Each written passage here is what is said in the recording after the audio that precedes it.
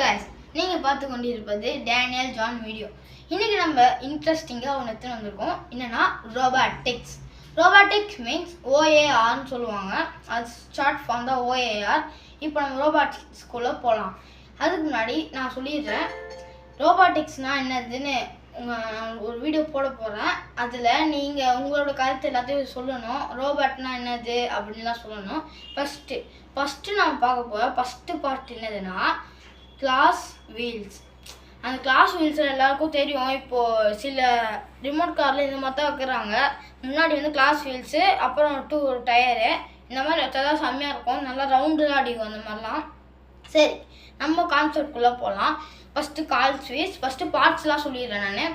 First 100 RNP motor. இந்த சின்ன மோட்டார்லாம் வச்சிங்கன்னா அதெல்லாம் வேலைக்கே ஆகாது. 100 RNP மோட்டார். அப்புறம் இன்னும் 2 அது வச்சுருக்கணும். அப்புறம் பேட்ரி ஃபோல்டர், அது கீழே நம்ம ஒட்டிடணும். அந்த டபுள் சைட் டைப் போட்டு ஒட்டிடணும். கீழே அந்த ஒரு பாடி இருக்கும், அதான் கிளாஸ் வீல்ஸ் பாடின்னு சொல்லுவாங்க. அந்த பாடி கீழே அப்படி ஒட்டிடணும். அப்புறம் நம்ம பார்க்க போகிறது என்னதுன்னா FTTI. அதுதான் இந்த கம்ப்யூட்டர் நம்ம கனெக்ட் பண்ணால் டக்குன்னு வரும். இப்போ நீங்கள் வந்து கம்ப்யூட்டர்கிட்ட இது கனெக்ட் பண்ண முடியாது. இந்த FTTI இருந்தால் தான் கனெக்ட் பண்ண முடியும். அதனால் முக்கியமாக FTTI அண்டு ESP32. அந்த போர்டு உங்களுக்கு எல்லாருக்கும் தெரிஞ்சிருக்கும்னு நினைக்கிறேன். அந்த ESP32 தான் முக்கியமாக நம்மளுக்கு தேவைப்படுது.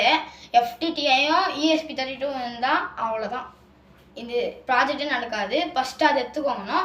அடுத்தது நம்ம பார்க்க போகிறது அதை எப்படி கனெக்ஷன் பண்ணுறதுன்னு.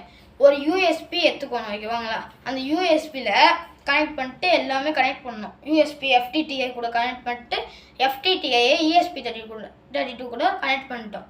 அது கீழே நம்ம பார்த்தீங்கன்னா ஒரு சுவிட்சுக்கு அதுக்கே அந்த பாடியிலே இருக்கும். சுவிட்ச் போகிறதுக்குன்னு ஒரு ஃபோல்டரு. அந்த ஃபோல்டரில் நம்ம சுவிட்ச் மாட்டிட்டு அடுத்து நம்ம என்ன பண்ண போகிறோம்னா செட்டிங்ஸு. இப்போது எல்லாரும் பார்த்தீங்கன்னா இந்த எவ்ரிடே அந்த பேட்ரிலாம் இருக்கும். அதெல்லாம் சும்மா யூஸ் பண்ணிட்டு த்ரோ பண்ணுறது தான் யூஸ் அண்ட் த்ரோ.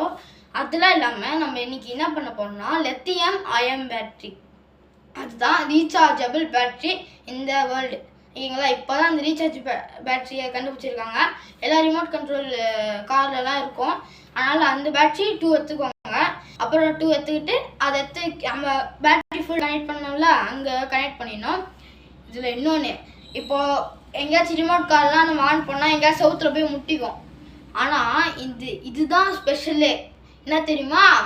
கண்டுபிடிச்சிங்க. ஆனால் நான் சொல்ல போகிறேன். நீங்கள் வந்து கமெண்ட்டில் கூட இப்போ நான் சொல்கிறதுக்கு முன்னாடி போடலாம். என்னதுன்னா servo motor and ultrasonic sensor. உங்களுக்கு எல்லாருக்கும் தெரியும் அல்ட்ராசோனிக் சென்சார். அதுக்கு 2 ஐஸ் மாதிரி இப்படி வச்சுருப்பாங்க, அதுதான் சென்சாரு. அந்த சென்சார் வச்சு தான் நம்ம இப்போது ஏதாச்சும் ஒரு ஃபர்னிச்சர் ஏதாச்சும் இருந்துச்சுன்னு வச்சுக்கோங்க, அப்படியே ஸ்ட்ரைட்டாக போவோம், ரிமோட் காரில் முட்டிக்கும். ஆனால் அந்த மாதிரி இல்லாமல் ஸ்ட்ரைட்டாக போனவுடனே திரும்பிட்டு அப்படியே அந்த கிளாஸ் வீல் எதுக்கு திரும்ப அதுக்கு வச்சுக்கிறாங்க? சுற்றுறதுக்கு தான், ரொட்டேஷனுக்கு தான். அப்படியே ரொட்டேட் ஆகி பின்னாடி திரும்பிக்கும். இதுதான் ஸ்பெஷலே. அப்புறம் எல்லா வேலையும் முடிச்சிட்டோடனே சர்வோ மோட்டார் மேலே தான் செட்டிங் மாதிரி வச்சுக்கணும். போட்டு நல்லா டைட்டாக ஒட்டிக்கோங்க. அந்த அல்ட்ராசோனிக் சென்சார் ஒட்டிட்டு ESP32 போர்டுலேயே 4 பின்ஸ் இருக்கும். அந்த பின்ஸை நம்ம வச்சுட்டு இது பண்ணணும், ஓகேங்களா? இதுதாங்க கான்செப்ட்டு. இதை செஞ்சு பார்த்துட்டு கமெண்ட்டில் சொல்லுங்கள். இது வரைக்கும் நான் ஜான். தேங்க்யூ, பாய். சப்ஸ்கிரைப், லைக், ஷேர், சப்ஸ்கிரைப் பண்ணிவிடுங்க. சொல்லவே மறந்துட்டேன். இதை தான் முக்கியமாக பண்ணணும்னு நினச்சிக்கேன். நாங்கள் தான் இப்போ தான் வீடியோவை ஆரம்பிச்சிருக்கோம். அதனால் ப்ளீஸ் எங்களுக்கு லைக், ஷேர், சப்ஸ்கிரைப் பண்ணுங்கள். தேங்க்யூ.